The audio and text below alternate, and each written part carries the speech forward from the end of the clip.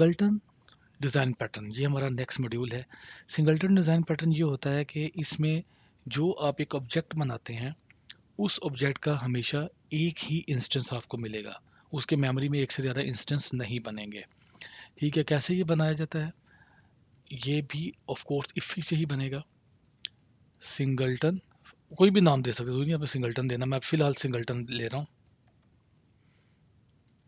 Is equals to एक IIFE बनाते हैं function like this and this is no our इफ़ी।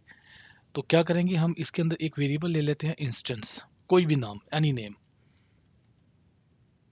मैं इंस्टेंस लेता हूँ वेरिएबल। और एक आप फंक्शन बना लेंगे जो कि पब्लिक एक्सपोज करेंगे आप आउटसाइड।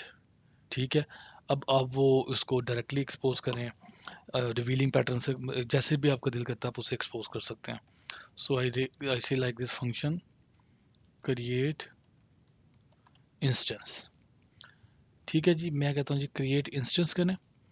ये मेरा ये फंक्शन मैं एक्सपोज नहीं करूँगा इसको, मैं इसका एक और आपको वे बताता हूँ मैं क्या करूँगा।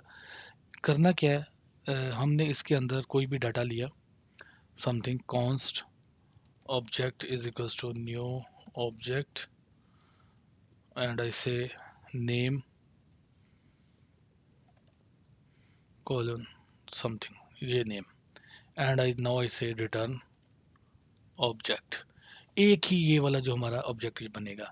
ठीक है, अब मैं ये करूँगा, रिटर्न करता हूँ गेट इंस्टेंस। ये मेरा क्रिएट इंस्टेंस मेरा प्राइवेट डाटा, ये प्राइवेट होगा। मैं यहाँ पे कहता हूँ जी गेट इंस्टेंस,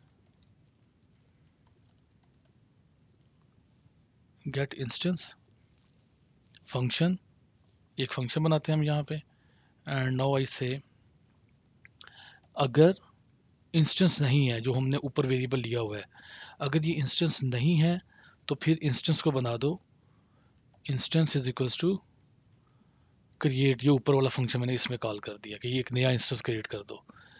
ठीक है, और अदरवाइज जो है ना, इन एनी केस जब ये स्टेटमेंट आपकी इससे आगे मूव करेगा तो इस इंस्टेंस को रिटर्न करवा दें। सिर्फ इतना काम होगा सिंगलटन पैटर्न में, सिर्फ ये काम होगा। ठीक है, अब इसको जरा ट्राई करते हैं। For example I say a is equals to const a is equals to singleton dot get instance, const b is equals to singleton dot gate.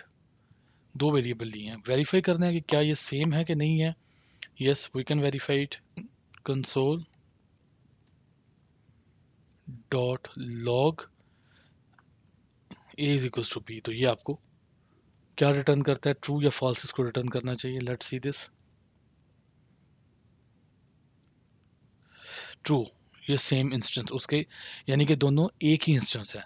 तो सिंगलटन पैटर्न कब यूज़ करते हैं, फॉर एग्जांपल आपका यहाँ पे कोई ऐसा ऑब्जेक्ट होता, ये वाला जो ऑब्जेक्ट हमने बनाया, ये एक मैथ की क्लास है, तो हम उसमें सम, डिवाइड, मल्टीप्लाई, तो उसको हर उसका एक ही इंस्टेंस काफ़ी है। उसके मेमोरी में हर एक कॉल के लिए लहरा इंस्टेंस बनाने की ज़रूरत नहीं है। जब इस तरह की आप लाइब्रेरी बना रहे होते हैं तो क्या होगा, उसके अंदर क्या उसकी प्रोसेसिंग सेम है, सिर्फ उसको बाहर से डाटा नया मिल रहा है कि इसके अंदर प्लस कर दें और ये मल्टीप्लाई कर दें। तो क्या हम करते हैं, ये सिंगलटन पैटर्न, तो आपका वो एक ही इंस्टेंस उसका क्रिएट होगा।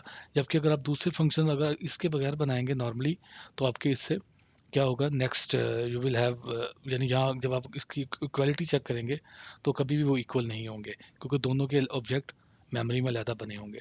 तो सिंगलटन पैटर्न क्या करता है, आपका किसी भी यानी आपने ऑब्जेक्ट का एक इंस्टेंस अगर आपने गेट करना हो तो सिंगलटन पैटर्न यूज़ करते हैं। मैं इस कोड को रिवाइज कर देता हूँ, typing is a different thing. अब हम इसको रिवाइज करते हैं।